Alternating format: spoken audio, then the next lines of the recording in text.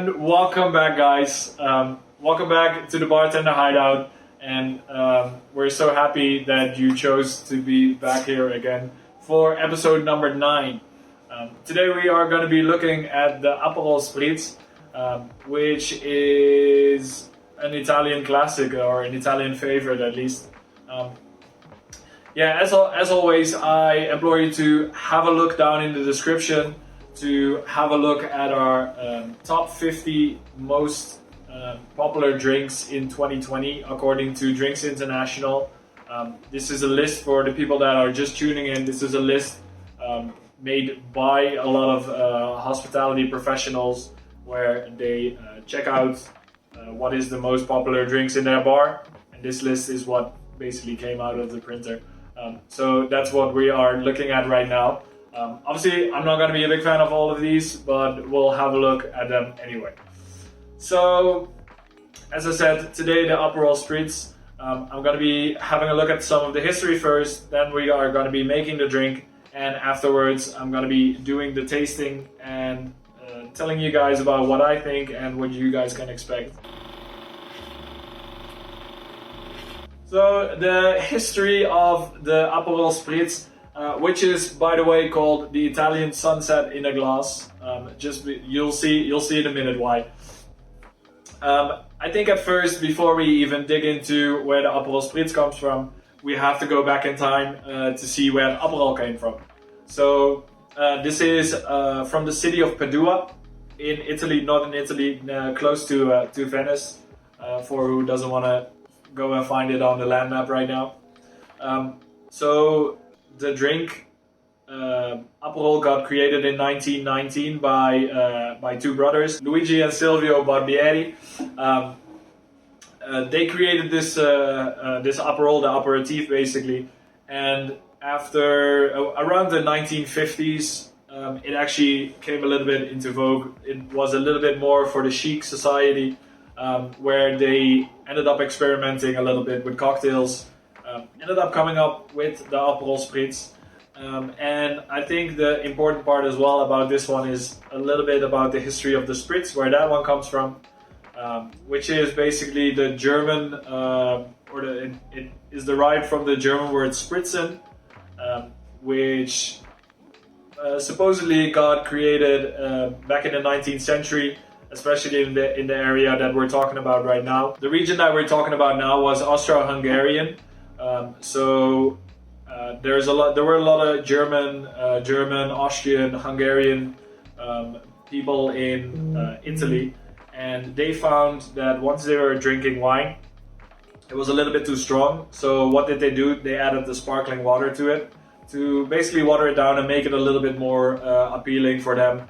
So they actually liked it themselves as well. And I think that's kind of where the Aperol Spritz was born, or at least the Spritz was born in a way. Then when we go back to the 1950s, so when they created the recipe, by this time Aperol had overtaken Campari, which was the biggest aperitif brand on the market at this time. So they did so well that they ended up overtaking Campari. And as any big branch does whenever a competitor overtakes them, Campari ended up buying Aperol. So since 2003, it's actually part of the Campari group. So yeah, as I said, that's kind of, I guess, what you do when you have someone beat you and you're rich enough to buy them out. You do that. So then you own two professional and good companies. Then with the Aperol Spritz, it kind of asks for Cinzano Prosecco or Cinzano sparkling wine. I don't have that right here, so I'll be using a different one. But apparently the Cinzano one has a little bit more floral notes, which really help with balancing out a little bit of the sweetness and the bitterness that comes with the Aperol Spritz. And I think that's mainly it for the history. So let's get into making this drink. Okay, and we are ready to make a drink again, or at least I am. We are going to be starting with the glass, because this is actually one of those easy cocktails that you just have to build in the glass. So no shaking required, no stirring required. So this is nice and simple. So if you don't feel like making cocktails for your grandma or whatever, make sure to make this one because it's super easy and she'll probably love it as well. So the first ingredient obviously is gonna be the Aperol. I think in this there's also a lot of different ways of making this with a lot of different measurements on how much to use from everything. I just like to use equal parts. So we are going to be using 2 ounces or 60 mils of the Aperol straight in the glass. And then for our next ingredient, we are basically going to do the same. And that is, in my case, Prosecco Martini. As I said before, in the history, it's better, or the intentional drink that they want you to use or prefer you to use is the Cinzano. But since I don't have it, this is my next best bet. So I'm going to be using 60 mils of that one as well, or 2 ounces. There we go. And then I'd like to start by adding my ice first, before I do anything else. So we fill our wine glass.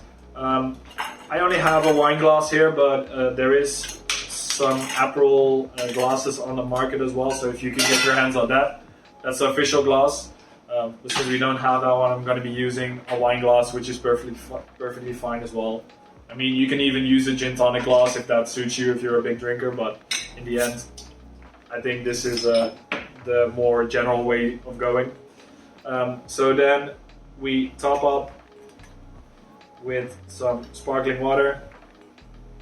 You use sparkling water, soda water, whatever you have laying around.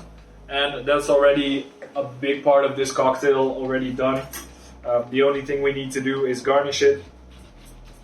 I guess as well right now you can see why they call it the Italian sunset in a glass, because it just has that really nice and vibrant color.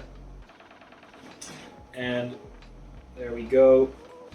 Give it a nice orange slice. And the orange slice is actually really good as an addition to the flavors of the drink, so the bitter and sweet kind of, which both add to it. That's why the orange is in there as well.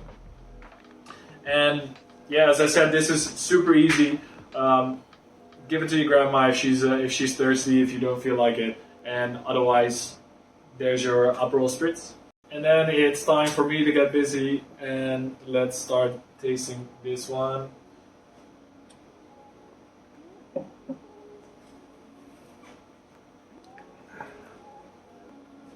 Yeah, in general, I'm not a big fan of aperitifs, but I think this one is actually quite nice. I think when we're looking at the list of cocktails that we're addressing right now, this drink was actually in the 22nd place in 2017, so you can see it already made a little jump there. It keeps getting progressively more popular. I think this is really a summer's drink. Like I don't see us selling this a lot during winter time, but this is perfect for if you're sitting in the sun, having a nice drink there. I guess that's why it's also super popular in Italy. I guess it's always nice weather there, or a lot of the times at least.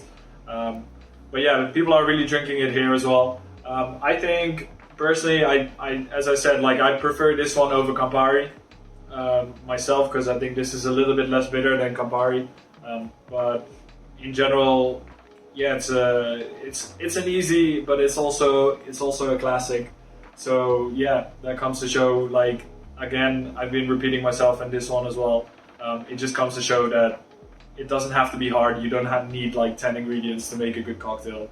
3 ingredients, super nice, super easy, good product. That's all you need to make a good classic cocktail. And yeah, as you know, I think that's it for me for this week, guys. Make sure to drop a like, leave a comment, and also subscribe to the channel if you like what we're doing.